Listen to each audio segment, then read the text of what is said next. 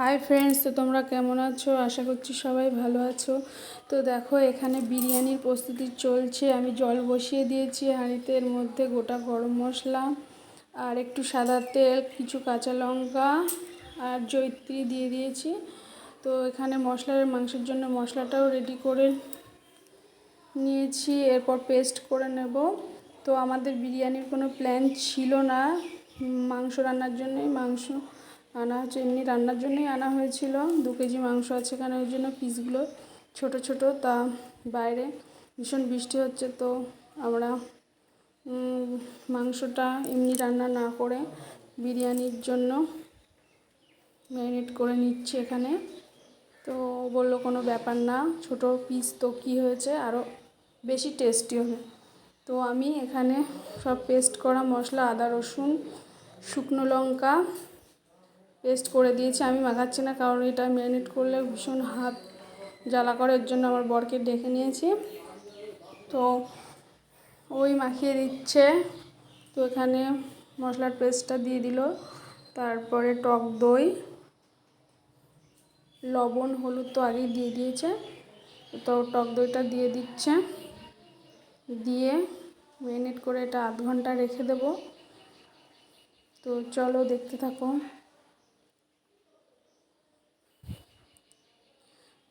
এখানে টক দইটা দেওয়ার পরে একটু সর্ষের তেলও দিয়ে দিয়েছে। সর্ষের তেলের বোতলটা আনতে গেছে, এনে এর মধ্যে অ্যাড করে দেবে। এই যে দিয়ে এটা রেখে দেবো ম্যারিনেটের জন্য, ম্যারিনেট করে রেখে দেবো। তো এখানে গোটা গরম মশলা, এখানে পাউডার বিরিয়ানির জন্য পাউডার মশলাও নিয়ে আসা হয়েছে এবং গোটা মশলাও নিয়ে আসা হয়েছে। গোটা মশলাগুলো আমি একটু আঁচে তাওয়ে নেব, নিয়ে এটা গুঁড়ো করে নেব। তো এখানে জায়ফল, জয়িত্রী, তারপরে গোটা গরম মশলায় যা যা থাকে সব ছিল, স্টার অ্যানিসও ছিল। এখানে আমি বেরেস্তার জন্য পেঁয়াজটা সুন্দর করে ভেজে নিচ্ছি। তারপর আলুগুলো লাল লাল করে ভেজে নেব, নিয়ে মাংসটা চাপিয়ে দেবো। তো এখানে মাংসের জন্য আমরা তেজপাতা, শুকনো লঙ্কা, জিরে ফোড়ন দিয়ে নিলাম। নিয়ে এবার মাংসটা দিয়ে দেব। মাংসটা দিয়ে এবার কষাতে থাকবো এখানে। তো আমার মাংসে পেঁয়াজ দিতে ভুলে গেছি আমি, এর জন্য পেঁয়াজটা আমি আলাদা করে পরে ভেজে নিয়ে অ্যাড করে দেবো।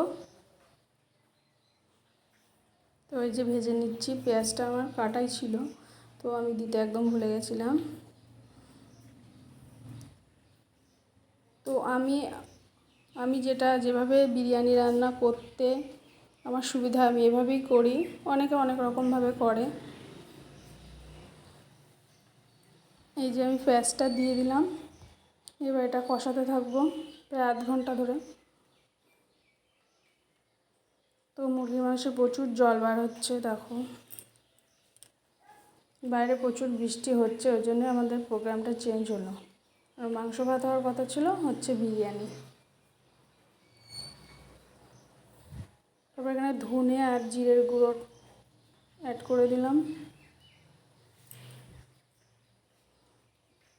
তারপর আমাদের রাইসটাও রেডি হয়ে গেছে এখানে, তো নামিয়ে নিয়েছি। তো আমি এর মধ্যে সেই গোটা যে বিরিয়ানি মশলাটা গুঁড়ো করে নিয়েছি, ওটার মধ্যে মিশিয়ে নেব সব মশলা, গুঁড়ো মশলাগুলো। এখানে বিরিয়ানি মশলা আর মরিচের গুঁড়ো ভালো করে মিশিয়ে নেব।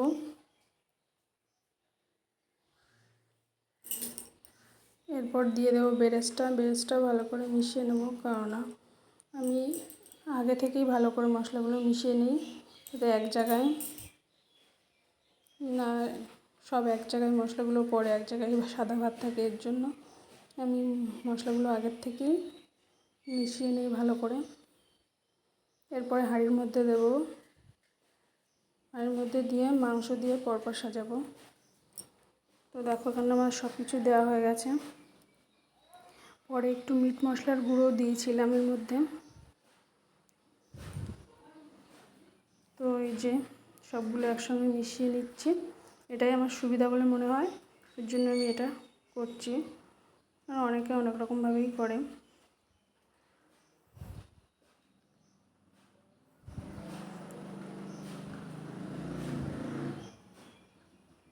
তো রাইসটা রেডি সব কিছু মশলা টশলা দিয়ে। এরপর আমি আমুল দুধ নিয়েছি, নিয়ে এর মধ্যে দুধের সঙ্গে এমনি গরু দুধের মধ্যে আমুল দুধটা মিশিয়ে এর মধ্যে আতর ঢেলে দিচ্ছি। আতর, গোলাপ জল, কেওড়া জল মিশিয়ে নেব। আর এখানে আমি কোনো ফুড কালার ইউজ করি না, কেশরই ইউজ করি, কিন্তু আজকে কেশর ছিল না, ওর জন্য দিইনি। এরপর হাঁড়িটা রেডি করছি, এর মধ্যে একটু ঘি মিশিয়ে নেব চারিদিকটা। চারিদিকে একটু ঘিটা মাখিয়ে নেব যাতে হাঁড়ি গায়ে লেগে না যায়। তো নিয়ে কয়েকটা তেজপাতা ভালো করে মুছে নিয়েছি, এর মধ্যে সাজিয়ে নেব নিচের দিকটা।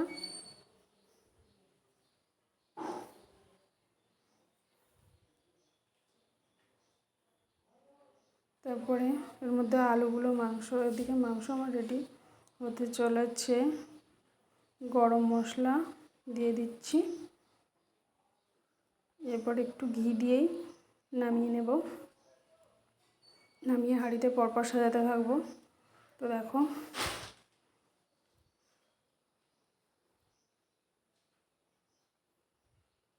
এই যে একটু ঘি দিয়ে দিলাম, বেশি ঘি দেব না, কারণ বেশি ঘি দিলে ঘির গন্ধটা বেশি আসবে।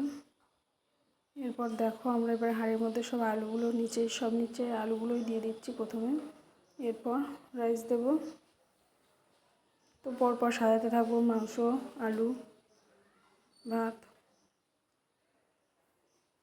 তো একে একে সব কিছু সাজিয়ে নেব। এই যে তো আবার হাঁড়িতে এগুলো সাজানোর জন্য আবার ওকে ডেকে নিয়েছিলাম, তো পরপর দিচ্ছি। মানে তুমিও দাও আমিও দিই, তাহলে তাড়াতাড়ি হয়ে যাবে। তো চলো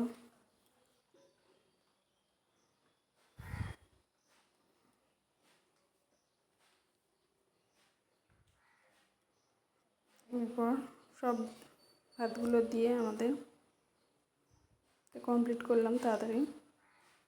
এরপর আঁচে বসিয়ে দেবো। আঁচে বেশি সময় লাগবে না, 20 মিনিটের মধ্যেই হয়ে যাবে।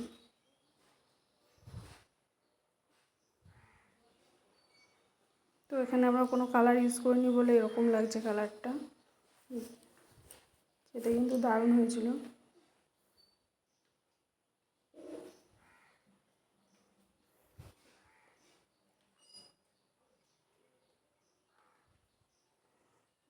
এরপরে যে দুধের সঙ্গে সবগুলো মিশিয়ে রেডি করে রেখেছিলাম সেটা ওপর থেকে ছড়িয়ে দিলাম, দিয়ে মুখটা লাগিয়ে দেবো। এবার লাস্টে ঘিটাও দিয়ে দিলাম, দিয়ে যে আঁচে বসিয়ে দিয়েছি। তো হাঁড়িটা বসিয়ে ওর ওপরে রুটিবেলা চাকিটাও বসিয়ে দিয়েছিলাম। তো কিছুক্ষণ বাদে এই যে আমাদের রেডি গরম গরম বিরিয়ানি।